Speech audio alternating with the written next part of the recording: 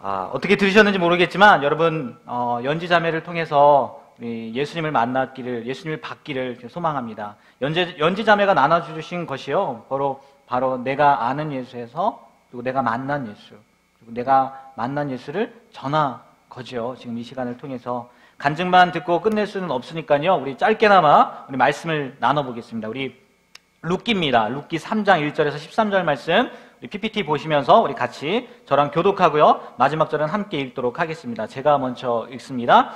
룻의 시어머니 나오미가 그에게 이르되, 내 딸아, 내가 너를 위하여 안식할 곳을 구하여 너를 복되게 하여 하지 않겠느냐?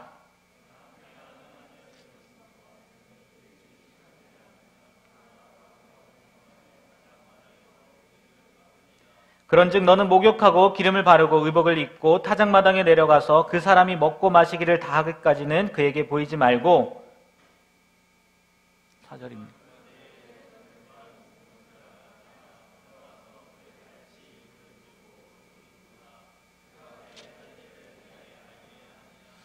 룻이 시어머니에게 이르되, 어머니의 말씀대로 내가 다 행하리이다 하니라.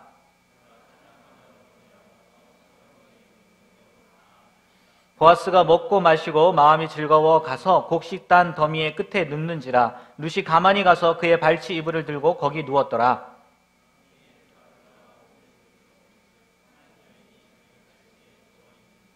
이르되, 내가 누구냐 하니 대답하되, 나는 당신의 여종 룻이오니 당신의 옷자락을 펴 당신의 여종을 덮으소서. 이는 당신이 기업을 물을 자가 됨이니이다 하니,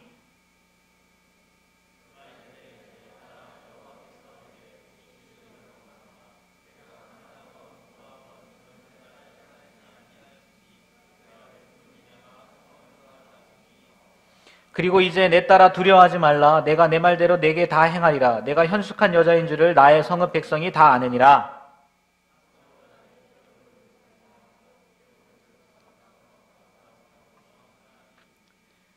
우리 13절 우리 한 목소리로 다 같이 읽겠습니다. 이 밤에 여기서 머무르라. 아침에 그가 기업 물을 자의 책임을 내게 이행하려면 좋으니 그가 그 기업 물을 자의 책임을 행할 것이니라. 만일 그가 기업 물을 자의 책임을 내게 이행하기를 기뻐하지 아니하면 여호와께서 살아계심을 두고 맹세하노니 내가 기업 물을 자의 책임을 내게 이행하리라. 아침까지 누워 있을지니라 하는지라. 아멘. 네. 아마 연지자매님이 쉽지는 않으셨을 거예요. 이렇게 고백하고 이렇게 자기의 삶을 나눈다는 것이 쉽지 않을 텐데, 여러분들 가운데도요, 이 자리는 제가 제일 처음 말씀 나눌 때 말씀드렸어요. 열려있다고. 여러분들에게 열려있다고. 그러니까 여러분도 내가 만난 예수님, 내가 옛날에는 예수님이 이런 예수님인지 알았는데 내가 만나보니까 예수님이 이런 예수님이었네요 라는 것을 짧게도 해주셔도 됩니다. 언제든지 저는 환영이고요. 그리고 아마 분명히 이렇게 얘기해도 신청하지 않는 분들이 계실 거라고 알아요. 그래서 제가 따로 개인적으로 이렇게 부탁을 하면 충분한 시간을 드릴 테니까 와서 이렇게 나눠줬으면 좋겠습니다. 여러분, 오늘 말씀 읽었지 않습니까? 룻기 3장 1절에서 13절 말씀을 읽었는데 제목이 뭔지 아세요? 제목. 네. 매주 제가 이렇게 물어보겠습니다. 매주. 은밀하게? 네? 네, 위대하게. 네, 오늘 말씀의 제목이에요. 그 사람이 안 나와서 죄송합니다. 네, 너무 죄송합니다. 그래도 성은 같습니다. 저도 김씨거든요. 네, 김수현 조연의 영화 제목이죠. 은밀하게, 위대하게. 네, 난파공작원의 일대기를 다룬 작품입니다. 동네바부, 방동구. 네, 이름도 비슷해요. 저는 김동구입니다. 네, 비슷한데 방동구가 북한의 난파공작원 원류한이었다는 그런 내용의 이야기죠. 이 영화와 이제 전혀 다른 내용이긴 한데 이제 제목으로 잡아봤어요. 표절입니다. 표절. 3년 지난 거니까 괜찮을 것 같아요. 우리 지난주에 그 영상 하나 봤잖아요. 그 유튜브에 그 갑각을 봤는데 그게 그 저작권 문제로 잘렸습니다. 네, 그래서 제 설교만 나가는데 영상은 안 나가는데 이것도 표절인데 이거 안 잘릴 것 같아요. 그죠? 이건 안 잘릴 것 같은데 말씀을 준비하면서 오늘 룻기 3장 1절에서 13절 말씀을 준비하면서 오늘 말씀에 나오미와 룻이 정말 은밀하게 작전을 수행하는 것 같더라고요. 우리 한번 쑥 읽어보시긴 하셨지만 그렇잖아요. 밤중에 가가지고 보아스가 자는데 가가지고 발치 밑에 엎어져 있어라. 그러고 나서 보아스가 얘기하면 이렇게 얘기하라. 이렇게 작전을 수행하는 거잖아요. 그런데 그 은밀한 작전 뒤에는 너무나 위대한 결과가 포함되어 있는 것 같아 보였다는 거죠. 제가 볼 때는. 그래서 은밀하게 위대하게라는 그 영화 제목이 떠올라서 오늘의 제목으로 삼았다는 겁니다. 말씀의 내용을 보자면요. 왜 나오미가 룻과 함께 그렇게 은밀한 일을 꾸미게 되었느냐는 거예요. 성경에는 나와 있지 않아요. 그런데 제 생각에 나오미가 이제 이렇게 생각한 것 같아요. 보아스가 이제 룻과 자기에게 베푼 은혜가 우리 지난 말씀을 통해서 계속 봤잖아요. 이 보아스가 룻에게 또 자기에게 베푼 은혜가 단순한 베품이 아니지 않을까. 지금 당기고 있는 게 아닐까. 밀당이라고 하죠. 지금 보아스가 뭔가 이렇게 좀 호의적으로 생각하고 있지는 않을까. 그런 마음이 들었을 거라는 생각이 들더라고요. 또한 그건 아니더라도 명확한 사실, 오늘 말씀을 통해서 나온 건 뭐냐? 또 지난 말씀에도 룻기 2장 20절에도 나오긴 하는데, 보아스가 엘리멜렉 가문의, 그러니까 나오미의 남편이죠. 룻의 시아버지입니다. 그 엘리멜렉 가문에 이스라엘의 고엘 제도에 관련 있는 한 사람이 이 보아스였다는 거예요. 고엘 제도라는 게 룻기 22장 20절에 나오고요. 오늘 말씀 9절, 12절에서 말하는 기업 물을 자라는 거예요. 우리 성경에는 기업 물을 자 이렇게 나와 있지만 히브리어 말로는 고엘이라고 표현되었다는 거죠. 이 히브리어로 고엘, 기업 물을 자, 이 의미가 뭐냐? 되찾다, 물으다, 구속하다 이런 뜻을 가지고 있다는 거죠. 그러니까 되찾아줘야 되는 거예요. 물러줘야 되는 거예요. 내가 대신 뭐를 해줘야 되는 거예요. 구원해줘야 된다는 거죠. 이 고엘 제도는요, 하나님께로부터 할당받은 기업, 땅, 그것을 영구히 보존하고 혈족을 유지하기 위해, 그리고 또 부당한 피해를 당했을 경우 이를 보상할 제도적 장치를 마련하기 위한 목적에서 생겼다는 거죠. 이 고엘이 된 자, 이제 보았습니다. 또 다른 사람이 있긴 하는데 그 사람 이름이 나오잖아요. 다음 주 말씀에 나오는데, 이 고엘이 된 자는 고엘의 의무가 있는데, 우리 나와 있죠? 첫 번째는 어떤 의무가 있습니까? 가난한 혈족의 땅을 도로 사주어야 되는 거예요. 내 형제 중에, 내 친척 중에 가난한 사람이 있다. 그 혈족의 땅이 있다. 근데 팔았나 봐요. 아니면 빼앗겼나 봐요. 그걸 어떻게 된다고요? 사줘야 된다는 거예요. 그리고 두 번째 고엘의 의무가 뭡니까? 부당한 피해를 당한 친족을 위해 뭘 해야 된다고요? 복수를 해줘야 된다는 거예요. 내 친척이 부당한 일을 당했다. 그러면 내가 힘이 있다. 그걸 복수를 해줘야 되는 게 고엘된 자의 의무라는 거죠.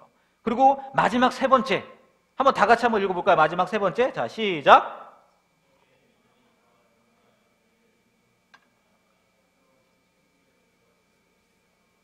네. 친족의 미망인과 뭐를 해야 된대요?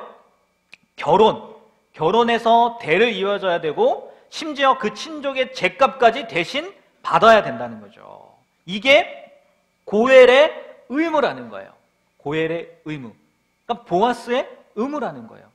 보아스 말고 또 다른 고엘이 있는데 그 사람의 의무라는 거예요. 그런데 아무나 이렇게 고엘이 되는 게 아니었대요. 고엘이 되는 자격도 있었대요. 첫 번째는 혈연적 관계. 그리고 두 번째는 자원. 내가 그 사람이 되겠습니다. 그러니까 아무리 고엘의 의무가 있어도 나는 되기 싫어요, 나는 하고 싶지 않아요 하면 땡이라는 거예요. 그리고 마지막 세 번째는 고엘로서의 능력을 구비하고 있어야 된다는 거죠. 여러분 아마 지금 이거 고엘의 의무와 자격에 대해서 제가 이렇게 쭉 얘기했을 때 아마 여러분도 저와 생각이 비슷할 거라고 저는 생각이 돼요. 이 내용을 본다면 보아스 그 자격을 갖춘 사람입니까? 아닙니까? 그 자격을 갖춘 사람이라는 거죠. 좀 흠이 있다면 나이가 좀 많았다는 거. 성경학자들이 얘기하는 게 뭐냐? 보아스가 아마 엘리멜렉 시아버지죠. 시아버지와 별 차이가 있지 않았을까? 그러니까 비슷했다는 거죠. 흠이라면 나이가 많았다는 거죠. 어찌됐건 나오미의 생각에는 이런저런 요건을 갖추고 있는 사람이 누구였다는 거예요? 보아스였다는 거예요. 그리고 제가 제 생각입니다 라고 말씀드린 것처럼 나오미의 생각에도 이 룻에 대한 감정이 뭔가 좀 남다르지 않았을까라고 생각을 했다는 거죠. 그래서 보리를 까불릴 때 그때를 무엇으로 삼은 겁니까? 디데이로 삼은 거예요. 그것도 은밀하게 한밤중에 가서 자기 잘 때 들어가서 그 이불 발치 밑에 누워 있으라고 했던 거죠. 목숨을 건 도박은 아닐지라도 어떻게 보면 룻에게 있어서 무모한 도전일 수 있다는 거죠. 무모한 도전. 8절에 우리 읽었지만 8절에 보아스가요 자다가 밤중에서 놀라서 깹니다. 놀라서 몸을 돌이켜보니까 그 발치에 누가 누워있어요? 룻이 누워있는 거예요. 그런데 만약 한번 상상을 한번 해보세요. 보아스가 안 깨어났어요. 아침까지. 룻은 그 발치 밑에 누워있었는데 이불 밑에 누워있었는데 보아스가 아침까지 안 깨어났어요. 어떻게 됐을까요? 어떻게 됐을까요? 다른 사람이 볼 수도 있겠죠. 네? 들킬 수 있잖아요. 그리고 다른 사람이 보기 전에 일어났다 할지라도 너무나 상황이 긴박해갖고 내가 기업 물을 자 이렇게 이런 것들을 얘기할게 할게 그런 말도 못할 수도 있었다는 거죠. 룻에게는 이렇고 나오미도 마찬가지라는 거예요. 나오미에게도요 모압에서도 좋지 않았는데 모압에서 누구 잃어버렸어요? 남편 잃어버렸죠. 2 아들 잃어버렸어요. 그리고 며느리 1명 룻 데리고 왔는데 거기서도 이렇게 좋지 않았는데 괜히 베들레헴까지 와가지고 룻 보냈다가 아무 일도 일어나지 않았어요. 그리고 또 아침까지 걔가 자버려가지고 보아스가 자버려가지고 사람들이 룻이 옆에 누워있는 걸 봤어요. 망신도 이런 망신 뭐라고 하죠? 먼 망신이라고 하죠? 그럴 수도 있다는 거죠. 나오미의 입장에서는 아무도 모르는 일이죠. 지금 우리는 결과가 좋아서 좋았던 거지 이렇게 생각을 하는 거죠. 정말 감사하게 하나님이 그 일을 위대한 일로 바꿔주셔서 감사한 거지 안 그럴 수도 있었다는 거죠. 나오미의 이 지혜, 나오미의 이 행동이 하나님으로부터 온 것인지 아닌지는 성경에서 밝히지 않고 있어요. 그래서 모르겠는데 여하튼 결과는 좋았다는 거예요. 결과는 나오미가 생각한 대로 됐다는 거죠. 그런데 우리 과거 엘리멜렉이 제가 룻기를 가면서 처음 얘기했어요. 더 행복하고 싶었을 뿐입니다 라는 제목으로 말씀을 전했을 때 엘리멜렉이 그저 더 행복하고 싶었기 때문에 가족들을 데리고 갔어요. 모압으로. 그런데 그 끝은 어떻게 됐습니까? 불행으로 끝이 났죠. 그런데 오늘 말씀 나오미가 룻의 행복을 위한 선택은 해피엔딩의 징조를 보였다는 거예요. 무슨 차이가 있느냐는 거예요. 무슨 차이가 있느냐는 거예요. 엘리멜렉은요 한밤중에 이민 간 것도 아니었을 거라고요. 네? 그렇죠? 한밤중에 가진 않았을 거라고요. 모압 땅으로 이민 가는데 이사 가는데 한밤중에 가진 않았을 거라는 거죠. 오히려 나오미와 룻이 밤중에 일을 꾸민 건데 도대체 엘리멜렉은 그럼 불행으로 끝나게 되고 나오미의 선택은 해피엔딩의 징조를 보이게 되었느냐는 거예요. 분명 그때나 지금이나 하나님께 기도했다, 나오미가 하나님께 물어봤다 이런 내용이 나오고 있지 않아요. 그럼 도대체 무슨 차이가 있느냐는 거예요. 엘리멜렉과 나오미의 차이. 답은 의외로 간단하다는 건 아세요? 정말 간단하네요. 모압에서는요 보아스와 같은 사람이 없었어요. 그런데 지금은 누가 있어요? 보아스가 있었다는 거예요.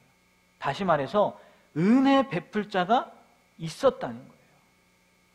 그리고 지금 나오미와 룻은 그 은혜를 이미 어느 정도 받고 있었다는 거죠. 게다가 거기에 보아스는 기업 물을 자의 의무를 이행할 요건까지 갖추고 있었다는 거예요. 여러분, 이게요 나오미와 룻에게만 있었던 은혜가 아니라 바로 우리에게 주어진 또 다른 은혜, 복이란 거 아십니까? 은혜 베풀 자가 우리에게 있다는 거예요. 여러분 모두에게도요, 저를 포함해서 지금 여기 앉아 계신 여러분 모두에게요, 은혜 베풀 자가 계시다는 거예요. 그분이 누굴까요? 그분이 누굴까요? 하나님이라는 거죠. 룻과 나오미에게는 보아스였겠지만 우리에게는요, 지금 이 세대를 살고 있는 나와 전혀 상관없을 것 같은 룻과 나오미의 삶이요, 우리의 삶 가운데에도 동일하게 적용되는 게 뭐냐? 우리에게 은혜 베풀 자 하나님이 계시다는 거예요. 그 사실을요, 믿는 사람이건 믿지 않는 사람이건 그 은혜를 이미 어느 정도, 아니 수없이 우리는 받고 있습니다. 그것을 깨닫지 못할 뿐이죠. 예를 들어서요, 태양, 공기, 물, 우리가 밟고 있는 이 땅, 자연, 한번 생각해 보세요. 하나님의 은혜가 아니라 그냥 사는 것 같지만 제가 지금 이야기하는 것 중에 하나만이라도 없다고 생각해 보십시오. 이 땅에 살 수 있을까요? 분명 없을 거예요. 분명 없을 거라고요. 공기 없이 살 수 있습니까? 물 없이 살 수 있어요? 살 수 없다고요. 그리고요, 우리는 D-Day를 정하고 밤중에 누가 볼까봐 몰래 찾아갈 필요도 없다는 거예요. 언제나 어느 때나 어디에서든지 마음대로 하나님 찾아가면 된다고요. 굳이 교회가 아니라도 된다고요. 저에게만 그분이 있는 게 아니고요, 지금 이 자리에 앉아있는 여러분 모두에게 계십니다.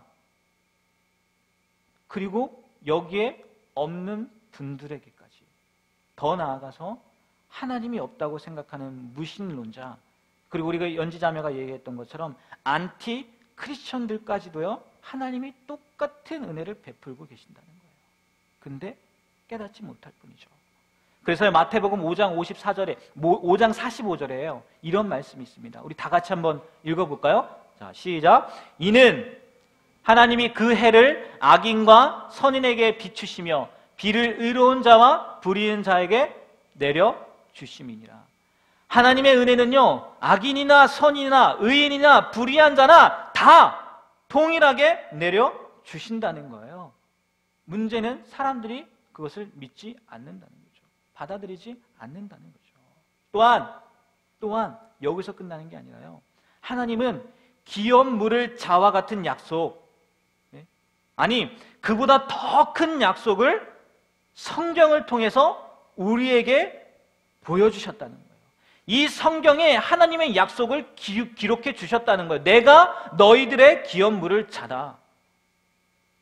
한번 우리가 잘 아는 말씀들 한번 볼까요? 먼저 예레미야 33장 3절 말씀입니다. 자, 예레미야 33장 3절 말씀 한번 다 같이 한번 읽어볼까요? 너는 내게 부르짖으라. 내가 내게 응답하겠고 내가 알지 못하는 크고 은밀한 일을 내게 보이리라. 나한테 부르짖기만 하면 된다는 거예요. 그럼 내가 너한테 보여주겠다는 거예요.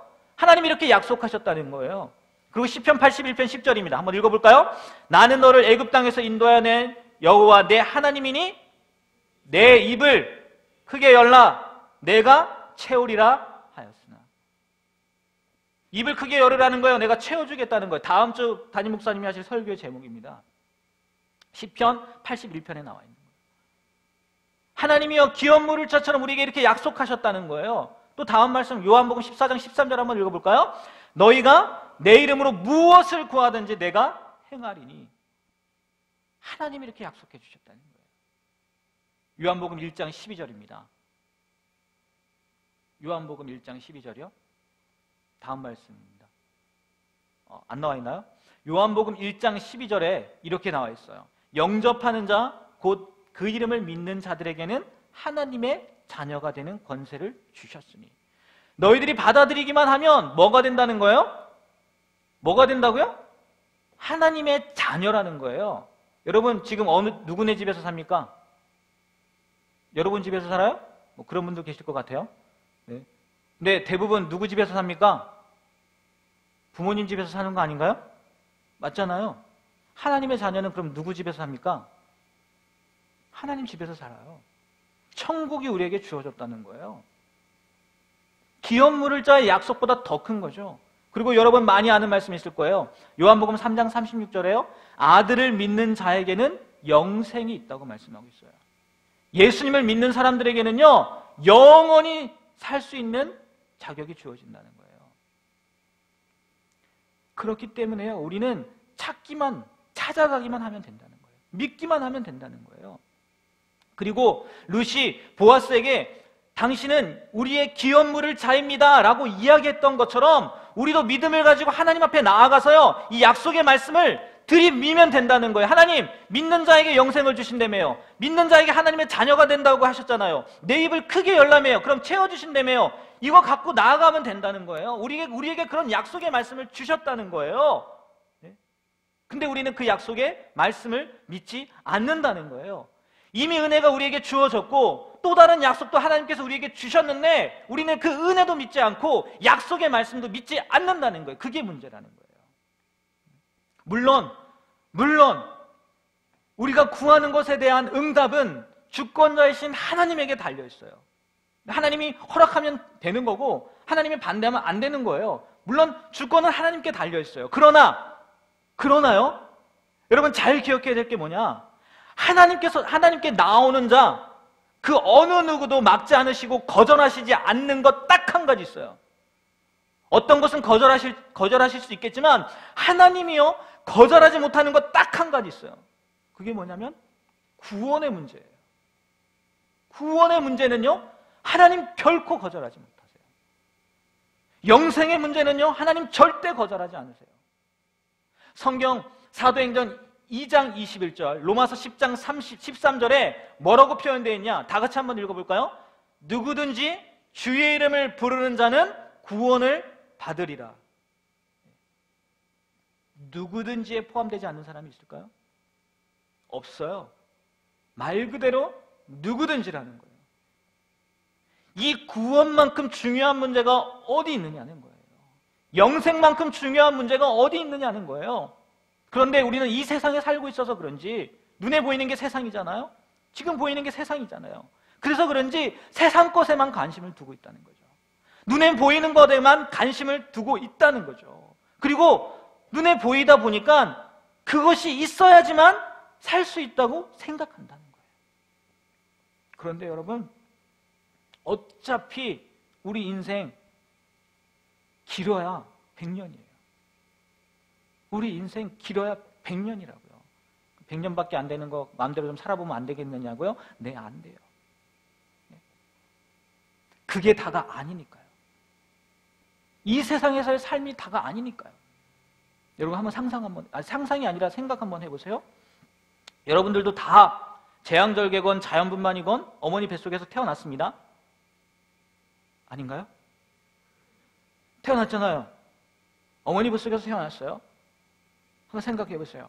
어머니 뱃속에 태중에 있는데 분명히 시간이 지나면 아이에게 척추가 생기고 손가락이 생기고 발가락이 생기고 폐가 생기고 다 생기잖아요. 그러면 손가락, 발가락, 그 태중 뱃속에서 필요해요, 안 필요해요? 필요해요, 안 필요해요? 태중에서요, 뱃속에서. 필요 없어요. 없어도 살아요.